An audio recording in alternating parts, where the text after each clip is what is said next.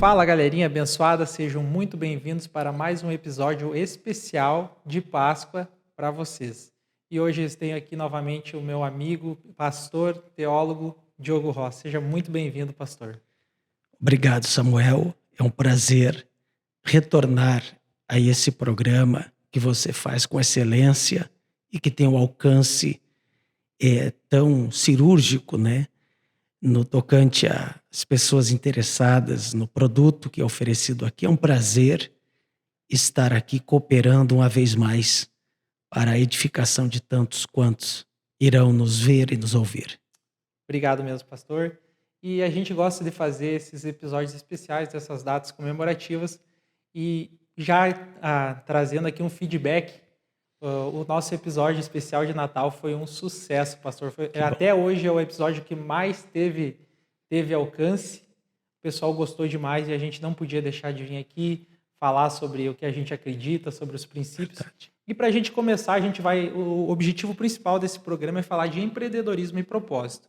Mas os nossos princípios, né, que nos norteiam, tem tudo a ver com empreendedorismo e propósito. Então a gente quer aqui falar sobre Páscoa e sobre empreendedorismo e propósito. E para a gente começar esse programa com chave de ouro, eu gostaria que o senhor trouxesse a Páscoa numa visão mais histórica mesmo e mostrando para o pessoal que nos assiste o que é o verdadeiro sentido da Páscoa. O senhor que tem todo esse conhecimento, é o nosso mentor aqui nessa parte bíblica, trazendo esse contexto geral, o que é a Páscoa, para a gente daí sim entrar e falar sobre empreendedorismo nesse meio de princípios. Muito bem. Primeiramente, a Páscoa, como temos hoje, como ela é propagada, ela foi bastante deturpada, adulterada em relação aos padrões bíblicos. Por exemplo, a Páscoa, ela tornou-se um comércio de chocolates e a propagação de um bichinho que não tem nada a ver com o texto bíblico, que é o coelho. Lembrando que eu não tenho nada contra o coelho e muito menos contra o chocolate, até gosto demais. A gente até gosta de receber, né, pastor? É claro que não é pecado, não é erro você presentear uma criança. A gente faz isso, até porque há uma expectativa das pessoas. Tudo bem. Deixando essa parte aí cultural de lado, que eu acho que a cultura foi influenciada pela adulteração da tradição e dos padrões bíblicos. O texto, ele não vai falar de chocolate nem de coelho. Ele vai falar de cordeiro, de sangue, de ervas amargas e de pão sem fermento. Então, a Páscoa, ela iniciou lá no livro de Êxodo, capítulo 12, quando Deus disse para Moisés que à meia-noite passaria o destruidor. E toda casa que tivesse nos seus umbrais a marca do sangue do cordeiro, o destruidor passaria por cima. A palavra passar por cima ou pular por cima da porta, ou seja, é poupar, é pesar. Pesar no hebraico significa pular, ser poupado, é poupar aquela casa. Então, os hebreus fizeram isso, colocaram o sangue do cordeiro e o destruidor não podia matar dentro daquela casa. Muito bem. Então, a Páscoa bíblica, ela aponta para o Senhor Jesus, porque Jesus, ele foi o cordeiro que foi morto na cruz do Calvário. O seu sangue nos poupou, ele nos defende, ele nos livra de tudo aquilo que o destruidor pode trazer. Destruidor ali representa o agente do mal. Todas as coisas ruins desta vida não podem nos atacar, porque nós estamos sendo poupados pelo mérito do sangue do Cordeiro. Agora veja bem, os simbolismos da Páscoa. A bíblica, nós temos erva amarga, pão sem fermento e um cordeiro cujo sangue foi aplicado. E este sangue, no umbral da porta, trazia uma libertação, um livramento, na verdade. Agora, então, voltando só à questão histórica ali da Páscoa, claro que, infelizmente, ela foi sendo, na tradição cristã, ela passou por algumas modificações que não foram boas. E aí eu me refiro que o personagem, assim como no Natal, o verdadeiro personagem é Jesus, mas o Papai Noel parece que roubou a cena e aparece mais do que aquele que nasceu no Natal, ou seja, o Senhor Jesus. Na Páscoa não é muito diferente. A Páscoa bíblica, ela mostra a morte de um cordeiro, mas o que aparece aí no mundo é um coelho. A Páscoa bíblica, ela apresenta o poder protetor do sangue do cordeiro. Mas a Páscoa, como ela está sendo pregada aí fora, com todas as suas adulterações, está falando de um chocolate que é muito gostoso, mas que ele não tem a eficácia espiritual que a Bíblia demonstra. Então, como eu digo, pode dar um docinho para a criança, tá tudo bem, a criança tem essa expectativa. Mas é preciso, primeiramente, restaurar a mensagem de cada festa bíblica. Se no Natal devemos comemorar o nascimento do Salvador, na Páscoa nós estamos exaltando o sacrifício deste Salvador, que morreu para que a gente tivesse um livramento das coisas do mal. E no domingo ele ressuscita da morte. Ele volta à vida. E aí trazendo, porque eu sei que o teu programa ele tem um enfoque empresarial, eu pretendo na nossa fala aqui, Samuel, tirar algumas verdades do processo da Páscoa para aplicabilidade nas empresas, nos negócios e na família. Por exemplo, a Páscoa fala de um sacrifício. O cordeiro foi sacrificado para dar proteção para aquela casa. Então, a mensagem da Páscoa ela fala de sacrifício. Ninguém chega a lugar nenhum se não houver um sacrifício. Ponto 2. A Páscoa fala de ervas amargas. Eles tinham que comer uma erva amarga, uma espécie de uma hortaliça, mas que ela não era gostosa, não, ela era amarga mesmo. Para quê? Porque Deus pediu que eles tinham que comer uma erva amarga. É a didática de Deus. Deus queria ensinar os israelitas que eles tinham que lembrar o tempo de vida amarga que passaram no Egito. O que eu aprendo? Deus tirou eles do Egito para levá-los para uma terra que manava leite e mel. Preste atenção na palavra mel. Mel é doce, mel é gostoso. Mas a erva amarga é ruim, mas tem que comer. Por quê? Até hoje, Israel pratica esta cerimônia bíblica de comer as ervas amargas. Para quê? Para você olhar para trás e saber da onde Deus te tirou. Da onde você veio. Ninguém vai experimentar o mel na vida sem antes ter a didática do sofrimento. A gente não pode esquecer as lutas que passamos. E a erva amarga, ela nos faz lembrar. Eu acredito que toda pessoa, Samuel, pegando aqui o gancho da cerimônia da Páscoa, a Páscoa bíblica, porque tudo que está na Bíblia tem a sua aplicação na nossa vida. Eu acredito que Deus nunca permite alguém desfrutar do leite e do mel. Deus nunca permite alguém chegar num patamar de honra sem antes lembrar de onde saiu. Então, a erva amarga, o processo didático dela é nos humilhar um pouco e lembrar que nós não caímos de paraquedas numa situação boa. O empreendedor, o empresário, ele chega em situações que a sua empresa, a sua conta, o faturamento está lá em cima, mas ele não pode viver esta realidade. Pelo menos o empreendedor, diferente dos seus cooperadores, das pessoas que trabalham com ele tem que olhar um pouquinho para o passado.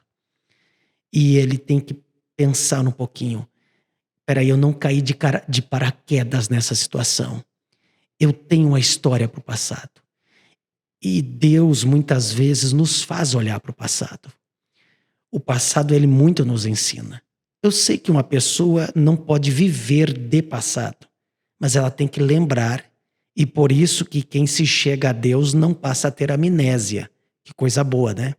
Deus nos faz lembrar da onde nos tirou e por onde passamos. Isso rechaça nosso ego, isso arranca nossas vaidades e nos faz, mesmo no faturamento alto, mesmo na produtividade, mesmo na prosperidade, mas termos um espírito e uma alma humilde, sabendo de onde saímos. Isso não nos permitirá sofrer a queda lá na frente. Então a erva amarga, a gente tem que sentir o gostinho do amargo de vez em quando. E se a gente esquecer, Deus nos faz lembrar. Ele permite o amargo para que a gente lembre da onde Ele nos tirou e aquilo que já passamos na vida. Então eu gosto muito desse simbolismo da Páscoa e as suas aplicações. Então nós temos o cordeiro sacrificado, nós temos a erva amarga, as ervas amargas, e nós temos o pão sem fermento. O pão aquele que não foi levedado. Porque eles tinham que sair do Egito rapidamente a ponto de não dar tempo de fermentar a massa. Isto fala de agilidade. Porque uma massa parada, ela vai fermentar. E Deus disse, não vai dar tempo. Vocês têm que sair daí rápido.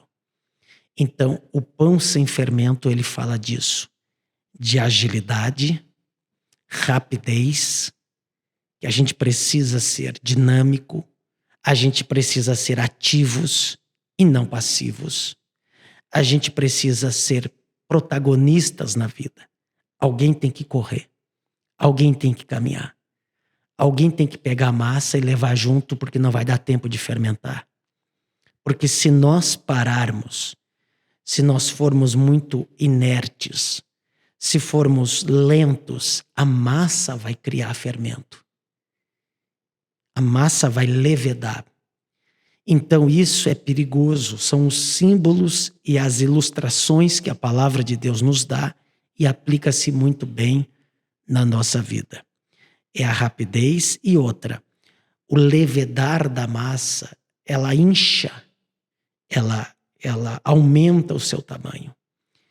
Então, a gente não pode inchar no ego, inchar nas nossas vaidades pessoais, que todos temos, mas elas têm que ter limites, porque senão isso pode nos prejudicar. Então, são lições que a Páscoa, o texto bíblico, ele nos dá. Outra coisa, é preciso reconhecer o sacrifício do cordeiro. Ninguém vai até a terra que mana leite e mel. Ninguém vai desfrutar de coisas boas sem lembrar do que Deus fez por nós. Então, todo empreendedor, todo aquele que está a fazer algo grande nesta vida, é preciso lembrar da existência de Deus e do Cordeiro, que é o Senhor Jesus. E todas essas aplicações que a Páscoa nos dá. Vê que tremendo, né? E é só a introdução, pessoal. E o senhor estava falando e, pastor, e me veio uma palavra, Provérbios, Salomão fala, né, que todo trabalho árduo traz proveito. Ou seja, tem que ter esse amargo, esse buscar, né? É você olhar assim, não, mas teve um plantar, teve uma... Então, o senhor trouxe essa ilustração de olhar para trás, olhar lá para o Egito, né, que a gente está falando ali da história, também a gente valorizar, porque a gente dá valor para as coisas quando a gente precisa enfrentar. Então, também fala, a palavra também nos ensina dar valor para o pouco, né? Então você começa a valorizar.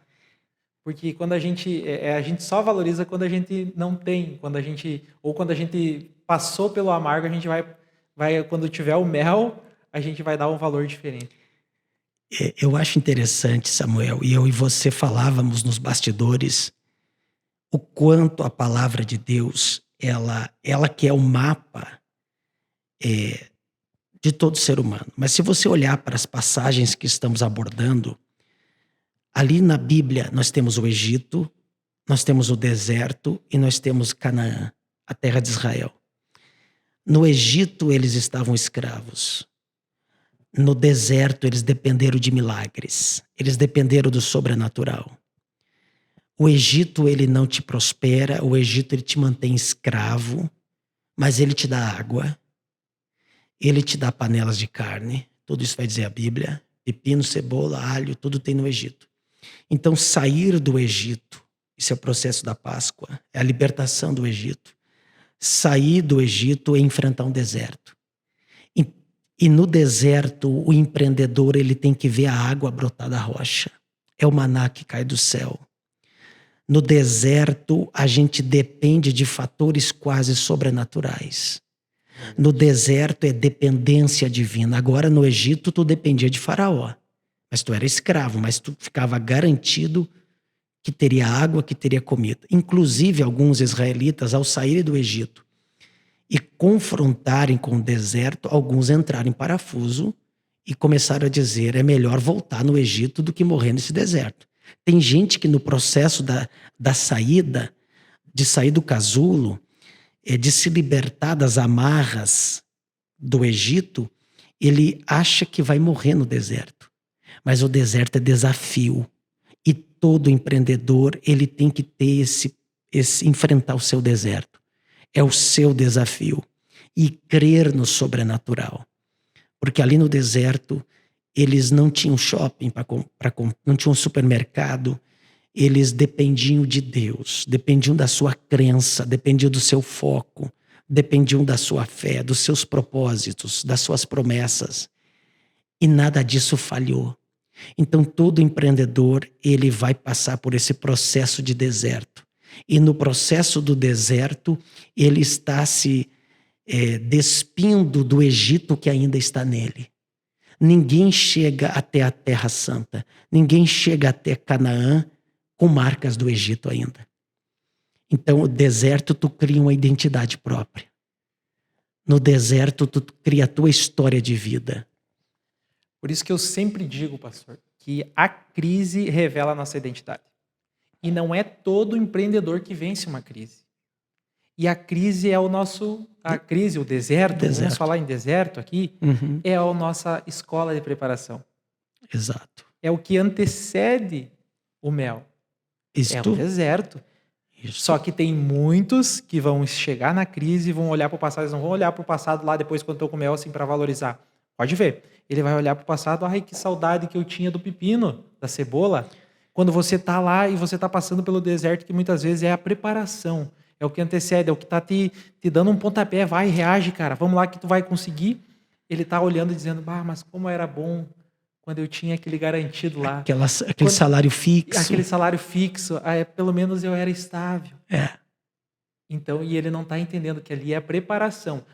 Isso que é importante, né, pastor? A gente olhar para o passado, mas é olhar para o passado depois lá no momento. Porque um dia vivendo a promessa vale todo o processo. Só que para chegar nesse de repente, de Deus chegar na porta, tem todo um processo. E o Egito, ele te escraviza a mentalidade. Sim. Porque tu tá ali no conforto, entre aspas, tu é escravo, tu tem aquela renda ali, tu não tem muito sonho, não precisa sonhar muito. É a ração no prato, né? É a ração no prato. É o cachorrinho lá que recebe a ração. É o pão com mortadela de todo dia. Ou seja, o Egito, ninguém se dá bem no Egito, a não ser o próprio, o agente do mal que está ali, que é o faraó. Então ninguém prospera, é escravo. É uma mentalidade, com perdão da palavra, ela parece ser um pouco rude, mas é uma mentalidade medíocre. Então, a pessoa tem que enfrentar o seu deserto. Ela tem que sair. Ela tem que ver pelos olhos da fé. Até porque tu no deserto não vê muita coisa, não. Mas tu vai arriscar. Mas arriscar pautado em promessas, em sonhos, em desejos, em talentos. E esse deserto, ele só mata, com perdão da palavra, mas deserto mata covardes. Porque quem é covarde, quem é medroso, ele não prossegue. Ou ele morre ali, ou ele retorna. Então é nesta hora que o empreendedor, e pode ser aquele empreendedor do seu negócio, ou pode ser aquele empreendedor da vida, nós como pais de família, cada um lutando pelo seu espaço no mundo, mas todos nós vamos enfrentar esses desertos. E é nesta hora que a gente tem que olhar só para frente. Eles tinham uma promessa: entrar numa terra que manava leite e mel. Sonhavam no Egito, mas entre o Egito e a terra da promessa tem o deserto no meio. E é nesta hora que a gente tem que levantar a cabeça, seguir em frente, e a vida, o universo e o próprio Deus que está por trás de tudo isso vai arrancar a água da rocha. Ele vai prover. A vida ajuda quem tem coragem. Tudo coopera para aqueles que estão olhando para o propósito ao qual estão determinados a chegar. A trajetória do Egito até a Canaã, até a Terra Santa. Ou seja, lá vai ter fruto da terra. Interessante que aqui no Egito, Faraó oprimia, dava aquela esmola, que era o pepino, o alho, a panela de carne. Aquela mentalidade escrava. No deserto, eles dependeram de Deus, dependeram da sua visão, dependeram do seu foco, daquilo que eles acreditavam. Mas quando eles entram em Canaã com Josué, lá no livro de Josué, na Bíblia diz isso, a Bíblia diz que naqueles dias eles comeram as novidades da terra e cessou o maná. Eu gosto muito dessa palavra. E cessou o maná. Porque quando você chega ali, aí você vai experimentar tudo aquilo que, entre aspas, você plantou no deserto. Tu planta no deserto, mas tu vai colher lá na terra produtiva. Então, como nós estamos agindo hoje, vai determinar o que está sendo preparado lá na frente. Interessante, né? O texto bíblico vai dizer que eles comeram da novidade da terra. A terra deu sem que eles plantassem. E aí eu pergunto, plantaram eles em Canaã? Não. Mas aqui no deserto eles estavam plantando.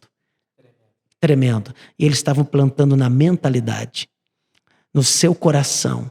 Eles estavam plantando no seu propósito. Viram no deserto? Não. Mas quando chegaram lá já tinha uma colheita pronta.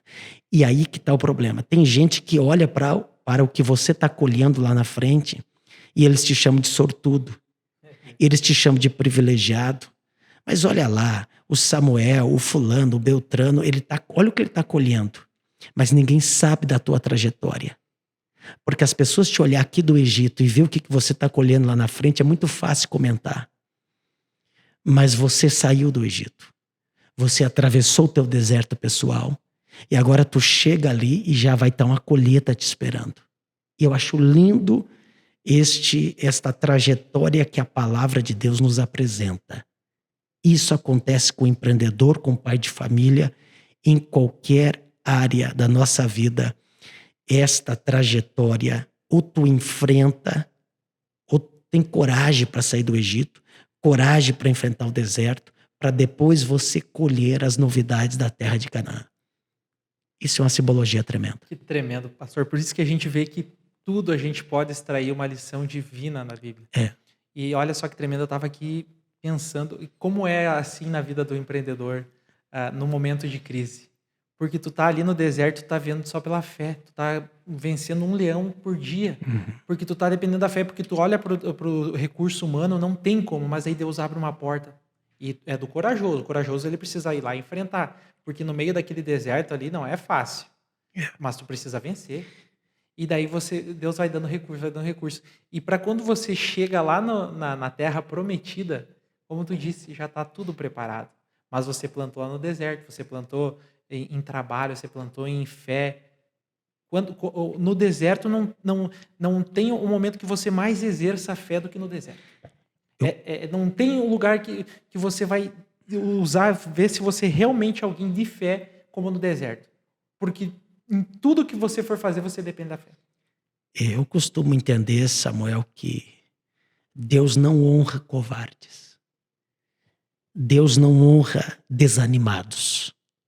Deus não honra pessoas pessimistas. Porque nesse processo do deserto, muita gente entrou em parafusos.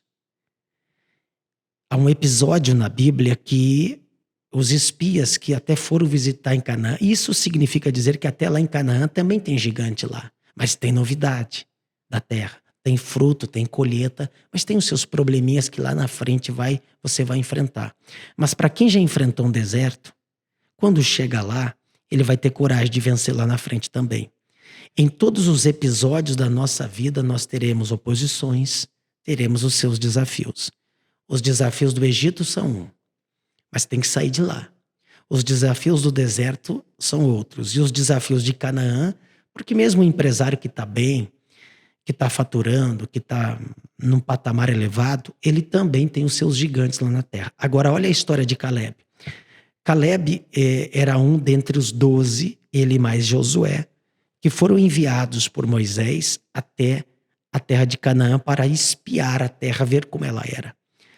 Voltando os 12 espias 40 dias depois, 10 trouxeram um relatório desanimador. Eles disseram: a terra é boa, é verdade. A terra é próspera, porém há gigantes na terra, os filhos dos Enaquins, e nós nos sentimos gafanhotos perto deles. Como gafanhotos. Então, voltemos para o Egito. Até que esses 10 quase desanimaram os 3 milhões de pessoas que estavam naquele deserto no arraial de Israel. Porém, Caleb e Josué pedem a palavra. E eles disseram: Moisés, tem gigante? Tem. As cidades são muradas, pouco difícil para conquistá-las? É. Porém, disse Caleb, subamos com ânimo e tomamos posse daquilo que Deus prometeu. A Bíblia diz que eles entraram. O próprio Caleb, ele com 85 anos, ele tomou a cidade de Hebrom justamente onde estavam os gigantes. Então a parte mais difícil de Canaã sobrou para Caleb, mas para um homem como Caleb não existe desafio para ele. Ele venceu ao sair do Egito. Ele venceu aqui no deserto, tem que ter ânimo. Tu não pode ficar olhando para o faturamento, para a planilha do Excel. Você não pode ficar olhando para a rentabilidade. O cenário, ele não pode te dizer muito. Tu tem que olhar por fé. Tu tem que ter coragem. E Caleb foi esse personagem da Bíblia. Ele teve a coragem de dizer: olha, eu tô com a minha mentalidade lá em Canaã. Eu estou crendo que nós vamos chegar lá e vamos vencer. E eles chegaram e venceram. Tanto é que ele diz, né, pastor? Subamos porque certamente venceremos. Certamente. Cristo está conosco. É. Então, quando a gente tem uma promessa, a gente precisa ter a certeza. Certeza, porque se a gente vai olhar para o cenário caótico, a gente não pode endeusar os nossos gigantes e deixar eles maiores do que a nossa fé. Exato. Então, aqui a gente está falando sobre princípios cristãos, sobre o Deus que a gente serve. Exato. Nós precisamos fazer a nossa parte. Tanto é que em várias passagens, Josué, é claro que ele teve em alguns momentos um certo medo, certo receio, mas Deus sempre disse: seja forte e corajoso, em várias vezes. Porque o papel de ser forte e ser corajoso é nosso. Se a gente não tiver força e coragem e não avançar, ele não vai fazer por nós. Tanto é que os outros não usufruíram da terra prometida, porque foram covardes. Foram. Então, olha todos os milagres que esse povo passou. E ainda assim, tinha no meio do povo aqueles que não tinham coragem. Então, depois as pessoas, como o senhor disse: Samuel teve sorte, porque a gente vai chegar lá. Mas você vai se submeter a passar por esse deserto? A perseverar, a continuar testando, porque a gente está em teste.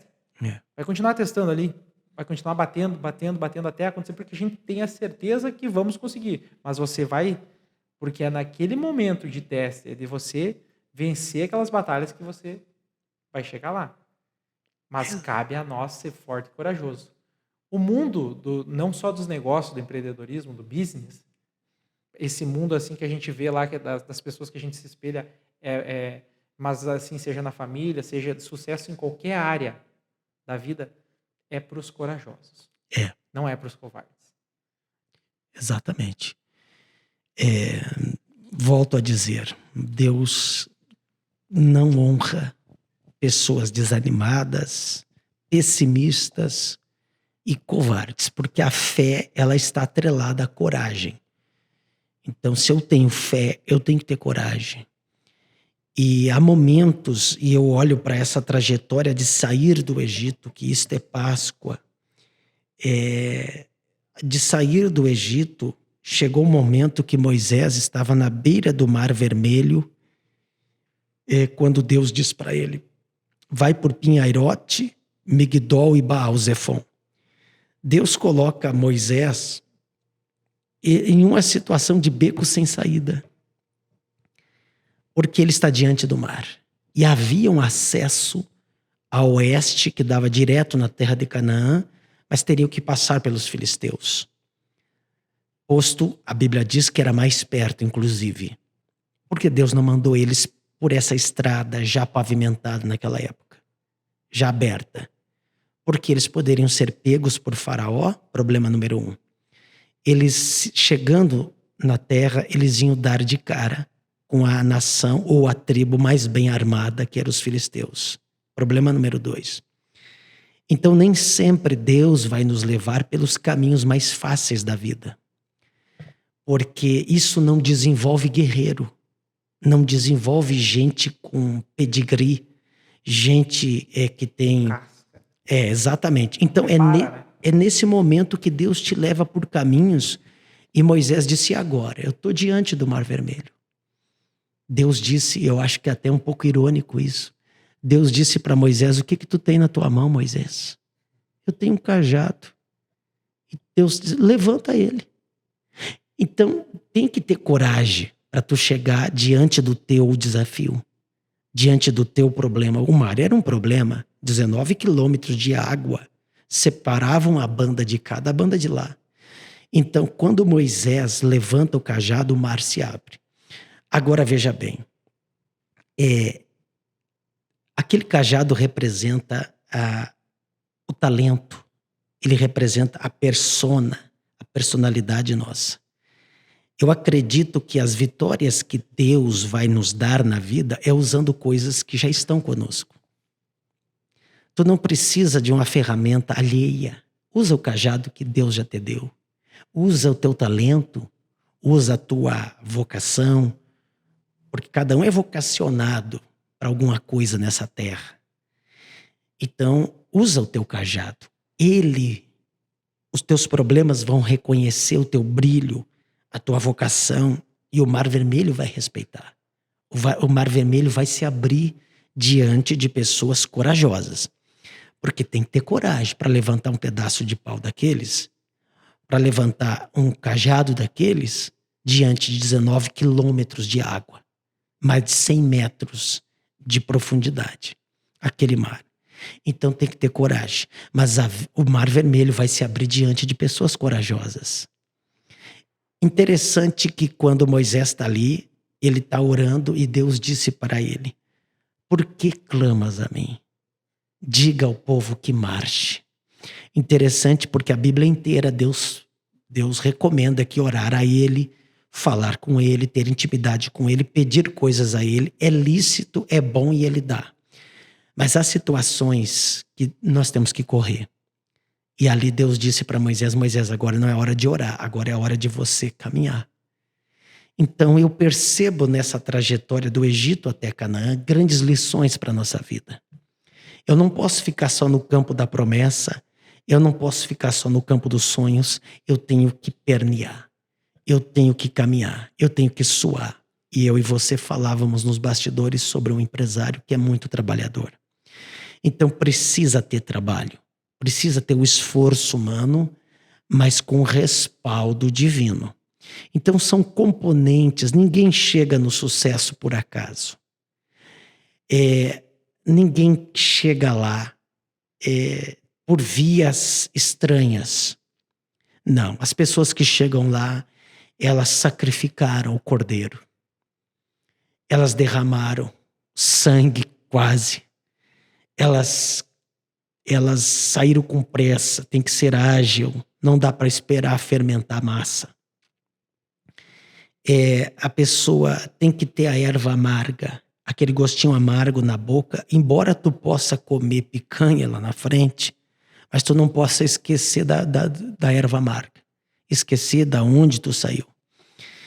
E agora esse processo de coragem, de dinamismo, de participação humana, eu tenho que participar. O meu processo de colher os frutos da Terra Santa lá na frente, Canaã, eu tenho que fazer a minha parte. Eu tenho que marchar dentro do propósito, marchar dentro do foco, com o ânimo de Caleb, com o entusiasmo de Caleb e com a pegada, a fé, a coragem que o Moisés teve ali. Então são ingredientes bíblicos que estão na palavra de Deus, mas que se alguém for na palavra, e é o que nós estamos fazendo aqui, e traduzindo essas lições espirituais e aplicáveis na vida do ser humano, quem aplicá-las na sua vida, na sua empresa, certamente vai colher os frutos de Canaã. Vai ter resultado lá na frente. Vai ter gigante lá na frente? Vai. Mas sabe qual que é o destino dos gigantes? É cair por terra. Porque quando tu chega lá na frente, tu criou casca no caminho. Tu criou gordura no caminho. Tu criou experiência, maturidade, musculatura emocional. E quando tu chega lá na frente, tu vê um gigante desse, tu tá vendo o resultado, tu tá vendo gigantes maiores que tu já enfrentou, mas se você tá tão forte, a ponto de ser um Caleb lá na frente e vencer esses gigantes de barbada, porque você está estruturado. Agora, tem uma coisa que Deus não vai fazer. Ele não vai te arrancar do Egito e te transportar direto para Canaã. Tem gente que quer pular etapas na vida. E Deus precisa do calendário. Deus precisa do relógio. Ele não, mas a gente precisa. Ele usa o calendário, os dias, ele usa o tempo na nossa vida para que a gente amadureça, a gente desenvolva. Deus não precisa de calendário, a gente precisa. Ele usa o calendário, ele usa o tempo para que a gente amadureça. O deserto nos lapida. O deserto, as dificuldades separam os homens dos meninos. Os covardes dos corajosos. Pessoas focadas e com propósito, com pessoas que estão à toa na vida. Essa é a grande diferença, Samuel. E tu vê, né, pastor? Eu estava lembrando aqui da história de José. E Deus sempre vai nos colocar também em ambientes que a gente possa, ambientes inferiores, podemos dizer assim, que a gente possa testar e aprender. Porque veja bem, José estava dentro da cadeia lá, ele já estava administrando a cadeia. Ou seja, ele já estava em treinamento. Ele ficou lá todo aquele tempo já usando o quê? Trabalhando com a ferramenta que ele tinha. Como o senhor disse, o cajado. Ou seja, resumindo, a gente já tem a ferramenta que a gente precisa. Às vezes a gente está querendo buscar um recurso. Mas eu não tenho recurso, eu não vou conseguir. Não, o recurso que você precisa, você já tem. Mas toma atitude, toma coragem. Avança, né? E por que muitas empresas, a gente vê que empresas milionárias, bilionárias até, que quando assume um herdeiro, ele bota tudo a perder. Por quê? Ele não passou pelo deserto. Ele não experimentou a erva amarga. Então hoje ele não dá valor para o mel. Verdade. Por isso que é muito importante o empresário explicar. É claro que a gente vai querer dar o melhor para os nossos filhos, mas você ensinar, mostrar para ele esse processo. Quantas vezes lá o povo passava, eles faziam o quê? Não, nós vamos aqui pegar, Deus manda pegar as pedras para não esquecer, para aquilo ali ficar para as próximas gerações, para eles lembrarem Exato. do que passaram. Então, por isso que a gente é importante sim o passado, é a gente lembrar por onde a gente passou, para a gente valorizar isso e a gente poder usufruir do mel. Exato. Por isso que, como eu disse, muitas pessoas botam tudo fora, por quê? Porque não teve o processo. E como o senhor disse, jamais, eu não conheço ninguém que chegou ao sucesso em qualquer área da vida sem passar por esse processo. Deus não vai te levar, a não ser que seja um caminho que não seja... Agora, um caminho de prosperidade, verdade, que une todas as áreas, precisa enfrentar os processos, precisa ter coragem. Todo ser humano fora da curva, toda pessoa em todas as áreas, ela é uma pessoa batalhadora. Como a gente falava aqui antes de empresários que são amigos nossos, que são esses, a gente explica porque eles são trabalhadores, eles correram atrás, né? É. Então precisa ir lá. Pastor, mas a gente falou muito aqui, e olha só quantas lições através da história de como nasceu lá o sentido da Páscoa. Uhum. Mas quando que teve essa transição, assim, que hoje a gente comemora também a morte e o renascimento de Jesus?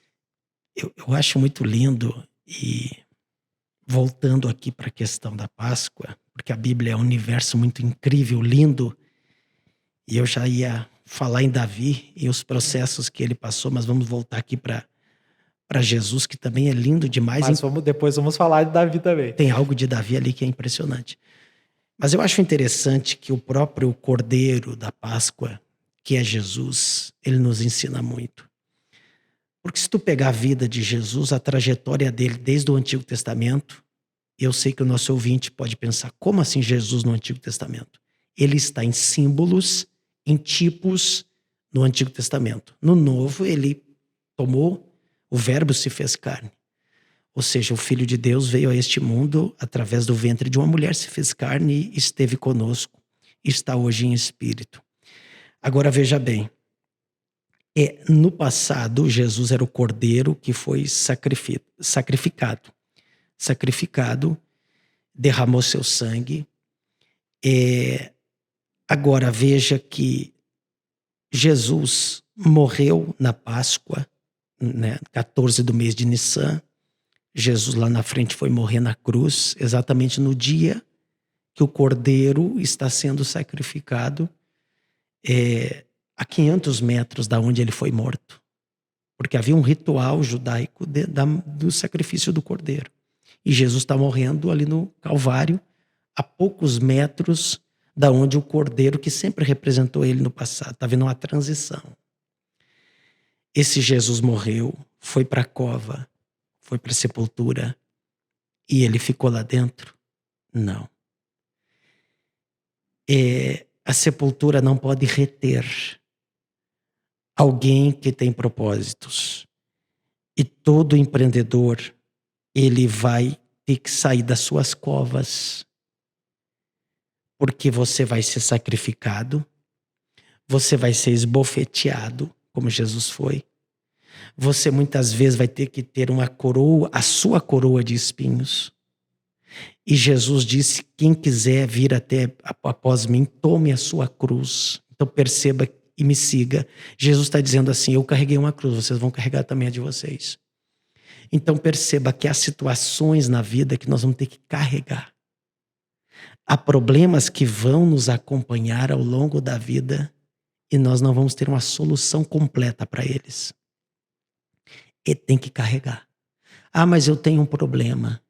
Ah, mas eu tenho uma luta dentro de casa. Mas eu tenho problema com um filho. Eu tenho problema com o marido. Eu tenho problema com a esposa. Eu tenho problema. Carrega. Adianta orar por cruz? Não. Cruz, cálice e espinho não tem oração. E orar é bíblico e orar é bom. Mas nós vamos carregar uma cruz, nós vamos beber um cálice e nós vamos ter um espinho, que são coisas que Deus não vai tirar da nossa vida. A cruz é para nós carregarmos. Haverá lutas na minha e na sua vida que eu vou ter que ter coragem para carregar ao longo da minha vida. As pessoas, elas querem enfeitar a cruz, elas querem deixar de lado os seus problemas, e problemas têm que ser enfrentados. Querem romantizar, né, pastor? Exato. Então a cruz tem que ser carregada. Jesus disse: Pai, se esse é o cálice que eu tenho que beber, então eu vou beber. E ele bebeu o cálice que era a sua paixão, a sua morte. Então a gente tem que tomar certos cálices na vida, porque Jesus disse até: se possível, afasta de mim esse cálice. Olha que ele era Jesus. E ele, na sua humanidade, ele disse: esse cálice não vai ser fácil de beber, mas eu vou enfrentar. Então eu percebo que o empreendedor, o pai de família, o empresário, Até porque, né, pastor, nesse momento, ele estava sentindo as nossas dores. as dores. Olha que tremendo isso, se nós vamos usar isso no empreendedorismo. Quantas vezes o patrão ele precisa, se possível, mas ele tem as dores dos funcionários. Aí que eu me Ele refiro. tem a dor da equipe.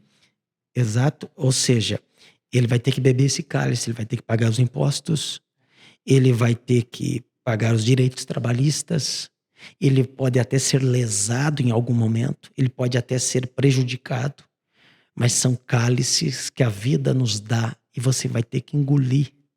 Não adianta. Agora você vai chutar o balde, você vai jogar tudo pro espaço, você vai retroceder, você vai se enfiar debaixo da cama. Não. Você tem que levantar a cabeça e seguir firme. Então, é preciso tirar essas lições. Jesus foi até uma cova, mas ele saiu de dentro dela. Eu acredito, eu gosto de conviver com pessoas que passaram dificuldades na vida. Não interessa se o cara é milionário, mas eu quero saber se ele passou dificuldade, porque ele vai ser um bom milionário. Ele vai ser um milionário, ele vai ser um empresário gigante, mas ele vai ser uma pessoa apaixonante de conviver. Porque ele foi tratado a sua soberba. Eu tenho medo de lidar com gente soberba que não teve um tratamento na vida. Porque ele pode te humilhar, ele pode te machucar, porque ele não teve um tratamento interior. Ele cresceu por fora, mas ele não cresceu por dentro.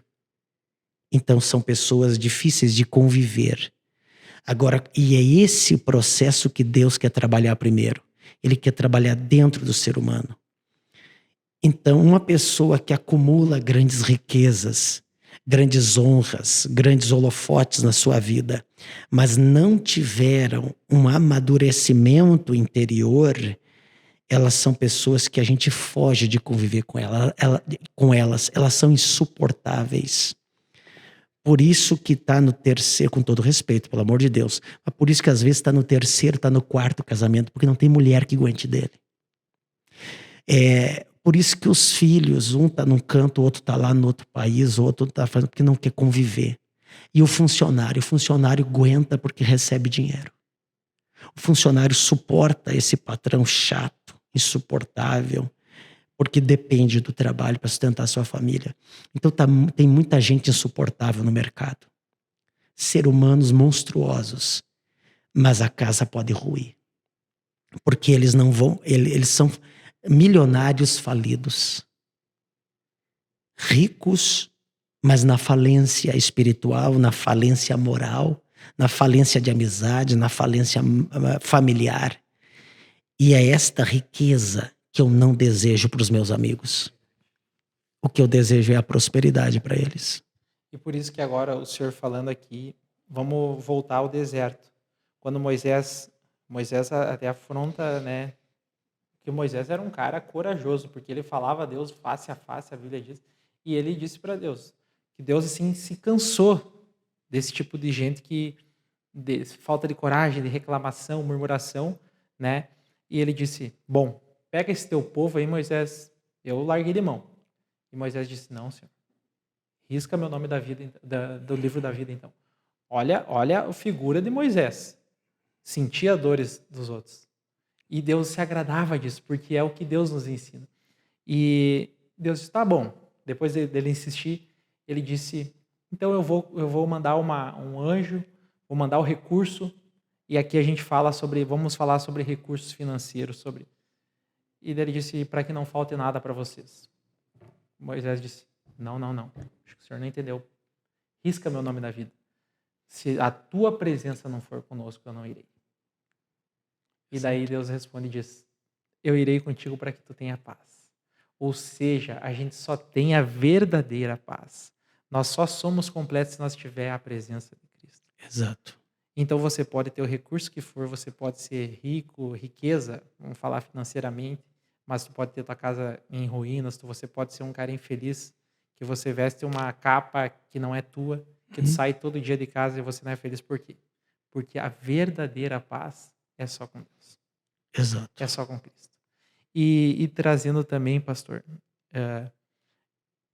então a Páscoa, por isso que a Páscoa, para nós, a Páscoa verdadeira simboliza a morte de Jesus e o E a renascimento, sua ressurreição. a ressurreição, porque antes lá o símbolo do Cordeiro É. era um símbolo, então que já no Antigo Testamento, já Uhum. todos os símbolos já falavam do sacrifício real, que é a morte de Jesus. Exato. Então, por isso que para nós hoje, o verdadeiro significado não é como era antigamente, aquela cultura do Egito, né? Uhum. Mas é porque o verdadeiro sacrifício, porque lá era o Cordeiro, o verdadeiro sacrifício é Jesus, né? Exato. É ele que me poupa. A palavra Páscoa, do hebraico bíblico, Pessah, quer dizer ser poupado, pular por cima. Quer dizer, o destruidor não entra na minha casa por causa do mérito do sangue do Cordeiro. Então isso é Páscoa. Eu ter sido liberto, eu ter sido alvo de um livramento pelos méritos do sacrifício daquele Cordeiro e de seu sangue. Então a verdadeira Páscoa, o que é? A minha vida está sendo poupada por causa da morte desse Cordeiro. Esse Cordeiro morreu para me poupar. Esse Cordeiro morreu para marcar o umbral da minha casa e me livrar do destruidor. E se eu traduzo isso para as empresas? Em quantas empresas o destruidor tem entrado? Quanta gente talentosa está quebrando? Quanta gente até que trabalha bastante, mas não está se dando bem, porque precisa proteção. Para muitos, a proteção está na força do seu braço, do seu intelecto, da sua estratégia. Não funciona só isso. Tem que ter, tem. Mas você antes. E eu tenho medo de viver uma vida sem esta proteção. Nem quero. Então, tem que ter esse sangue de Jesus. O sangue do Cordeiro nos cobrindo a ponto de inibir as ações do mal. Você pode ter plano, você pode ter planos, estratégias, você pode ter sonhos, mas se tu não tem o sangue do Cordeiro, o destruidor entra igual e não respeita teu projeto. Então você precisa estar protegido. E você precisa estar amparado por este sacrifício do Cordeiro Pascal. Paulo, nas suas cartas no Novo Testamento, ele vai chamar Jesus de o Cordeiro Pascal. Por quê? Porque o Paulo tinha em mente este sacrifício. Paulo entendeu. Então, este sangue que me protege, que protege minha casa, que protege a empresa. Ou seja, eu preciso antes ter um conforto, uma proteção, para depois eu poder agora sair, me libertar das algemas do faraó, me libertar das algemas do Egito e partir para o processo de libertação. Mas se eu nego o Cordeiro lá no início, não tem saída do Egito, não tem proteção contra o destruidor, não tem um deserto onde eu vou ter uma escola divina de preparação e eu nunca vou desfrutar do local que Deus prometeu, que Deus tem preparado. Deus vê o final também. A gente tem que ver pela fé, mas Deus já via onde eles iam chegar. Mas Deus não sacou eles do Egito e pôs direto em Canaã. Eles tinham que atravessar todo esse projeto, como eu antes falava. Então, a Páscoa que nós estamos vivendo, repito, não tem nada a ver com coelho, não tem nada a ver com chocolate. Esse processo da Páscoa foi adulterado pelas tradições, pelo tempo, pelo costume, que foi deturpado. Até em festas pagãs, né? Eu não ensino meus filhos... o coelho é um animal lindo, o chocolate é gostoso. Eu até dou lá um chocolatinho para os meus filhos também, porque todo mundo... É uma questão... Como é que eu vou explicar para uma criança? Cultura, né? É uma cultura, tá tudo bem. Mas eu oriento.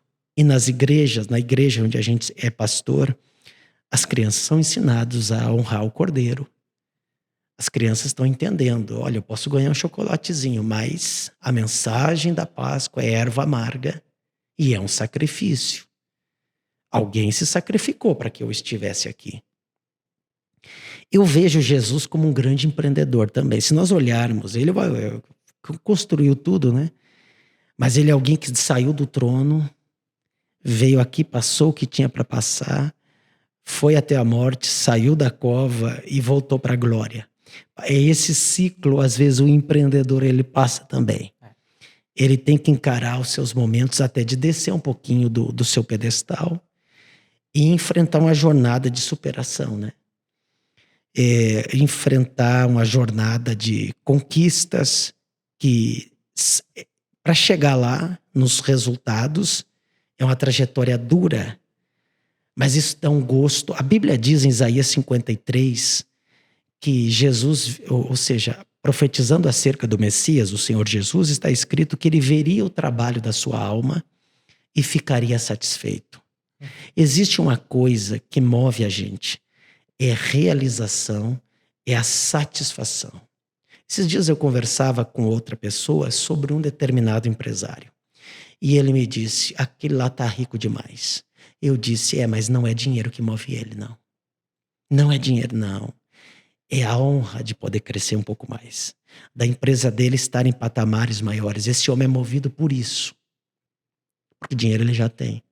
O que move ele a levantar 5 da manhã, 6 da manhã, é o propósito de que a empresa dele saia de um ranking de 3º, 4º lugar para assumir o 2º lugar. Então é isso que move. Se o dinheiro tão somente nos mover, a gente pensa que o dinheiro nos move, mas não é o dinheiro que nos move. Porque muitas vezes a pessoa já tem o dinheiro e ela ainda está lutando por algo a mais. Então não é o dinheiro faz parte do processo. Mas é as tuas conquistas. O que adianta descer um caminhão aqui de dinheiro? Um guincho, um guindaste despejar aqui, dinheiro sobre a tua cabeça.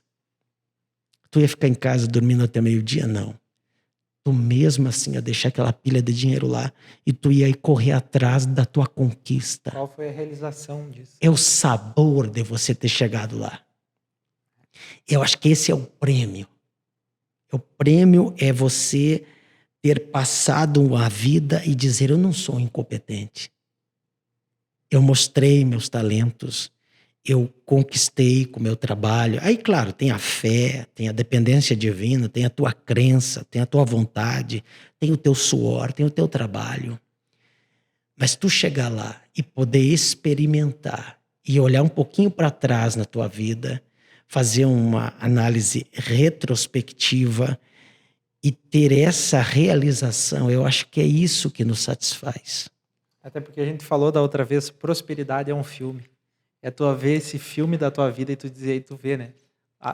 O plantio de tudo isso. Tudo que gerou o propósito.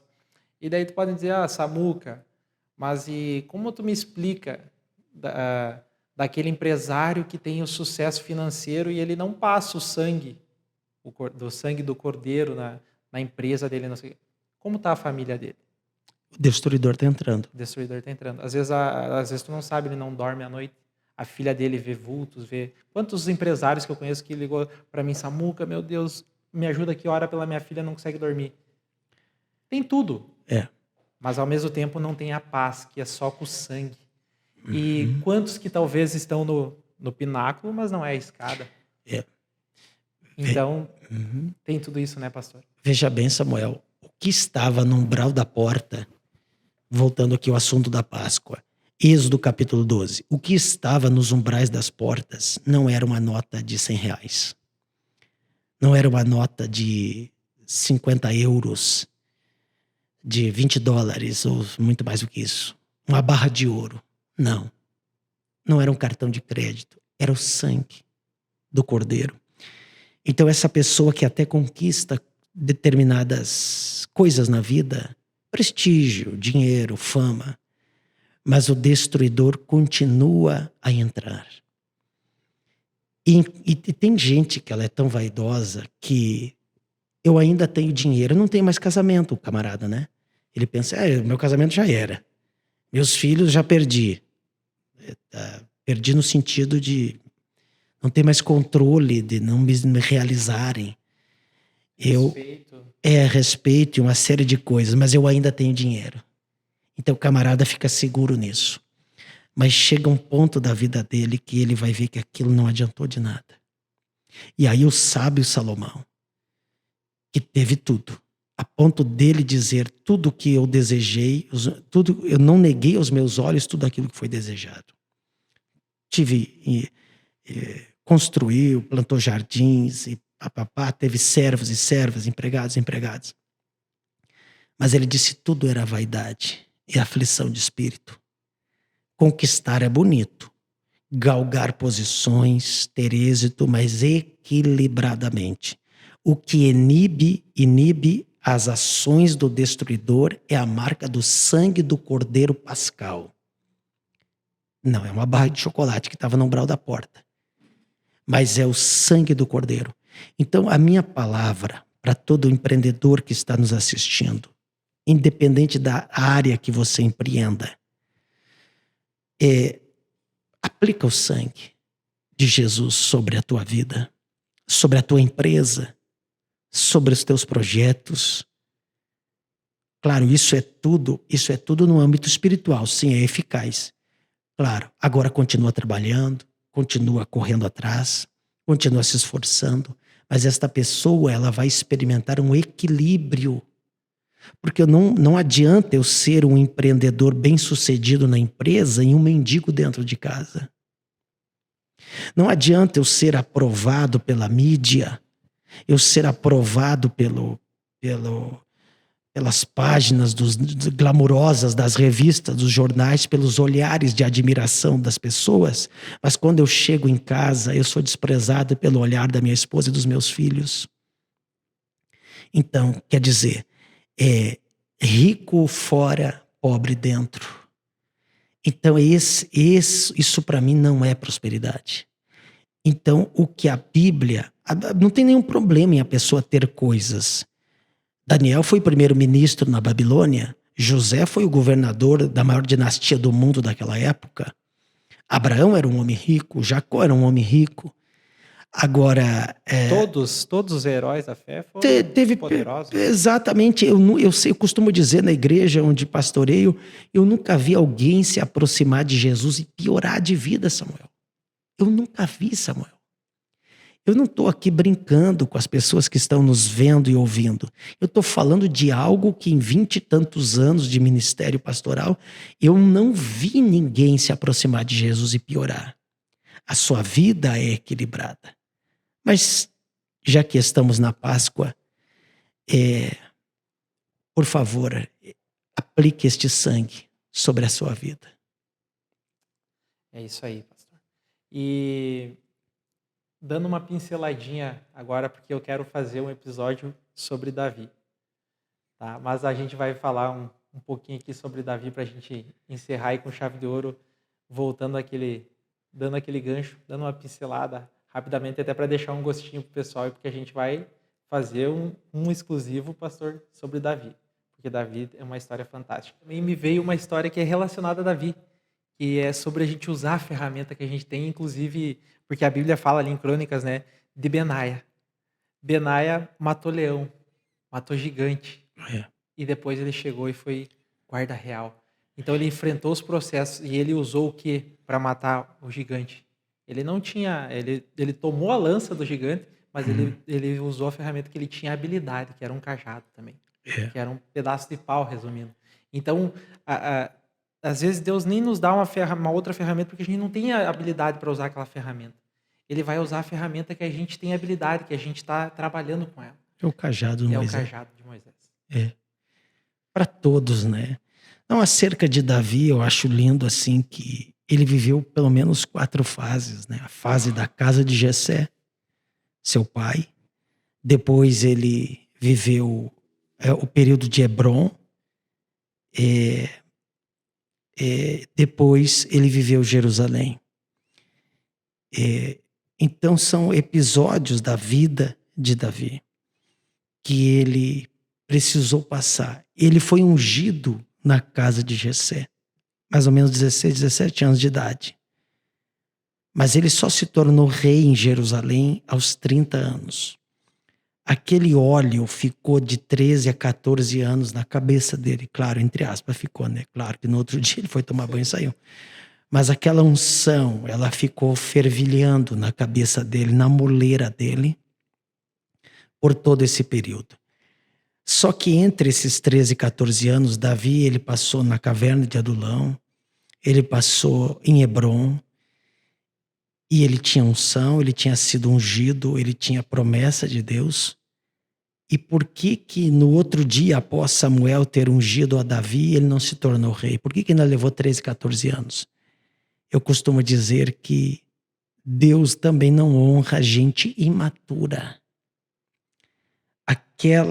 A unção, ela precisava amadurecer na cabeça de Davi. O problema não era Deus, o problema não era o Samuel, não era o óleo, o problema a cabeça de Davi precisava amadurecer. Então perceba que tem pessoas que ainda não atingiram a maturidade na vida para desfrutarem de coisas grandes. Porque se der coisa grande nas mãos de gente que ainda não tem maturidade, aquilo ali poderá ser prejudicial para si mesma. Então são processos da vida de Davi, da trajetória dele, que eu entendo que se aplica também na nossa vida. Mas eu acredito que isso pode ficar para outro assunto. Porque Davi, que camarada fora da curva, né, pastor? Porque olha só, ele já era rei. Perante o que importava realmente, ele já era rei. Mas pense em um cara que nunca, em toda essa fase, ele nunca exigiu ser rei. Ou seja, ele respeitava os processos. Por que ele era um homem segundo o coração de Deus? Porque em nenhum momento ali, até ele tinha oportunidade para matar Saul. E ele não fazia. Respeitou os processos. Exato. Mas essa daí vem em seguida. Pastor, muito obrigado Imagina. por mais uma vez, poder aqui estar aprendendo contigo. Por você ser esse ser humano fora da curva, que tem todo esse conhecimento, está sempre disposto a ensinar. E aqui, esse é o propósito desse programa, é honrar pessoas como o Senhor, compartilhando a sua sabedoria, seu conhecimento, sua história, e abençoar o público ouvindo conteúdo de valor, conteúdo que vai agregar, e que essa Páscoa, que ele possa nascer aí na sua empresa, na sua família, e que você possa, a mensagem que eu gostaria de deixar, eu quero que o pastor deixe a sua consideração final, mas é que você passe o sangue nos umbrais da sua casa, da sua empresa, porque é só com esse sangue que a gente consegue ser próspero em tudo, é a gente ter esse nascimento em todas as áreas da nossa vida. Eu desejo paz, prosperidade para todos vocês e que Deus abençoe cada um e que a gente possa continuar trazendo esses materiais. Então, por isso que compartilha, curte, tá? Se inscreve no nosso canal, segue o pastor Diogo Rosa aí nas redes sociais, segue o SMK Cast. Quero aqui também agradecer a nossa equipe, nosso videomaker, o Leandro, e a todas as pessoas envolvidas. A gente está aí num processo de fazer vários conteúdos. A gente tem um estúdio em Porto Alegre, a gente tem um estúdio móvel que a gente vai estar visitando vários empresários aí do Brasil afora. E então a gente está sempre aqui querendo trazer materiais, trazendo histórias, trazendo reflexões, princípios bíblicos, para tudo isso para trazer inspiração para você vencer, para você continuar perseverando nessa terra. Pastor, muito obrigado. Quero aqui pedir que o senhor deixe suas considerações finais e já te agradeço pela tua presença mais uma vez. E agora nós vamos retornar daqui uns dias falando da história de Davi e de outros. Obrigado, Samuel. O prazer é todo meu de poder estar aqui contigo. É uma pessoa também inspiradora, gente boa, homem de fé. E também com o teu público, as pessoas que te seguem, as pessoas que acompanham o teu trabalho. E esta é a mensagem. Páscoa está falando de aplicar o sangue sobre a tua vida, o sangue do Cordeiro, que vai te poupar das destruições. Agora é caminhar com a erva amarga junto. É lembrar que teve um passado, esse passado foi difícil, mas para valorizar onde Deus vai te colocar, tenha sempre a erva amarga junto.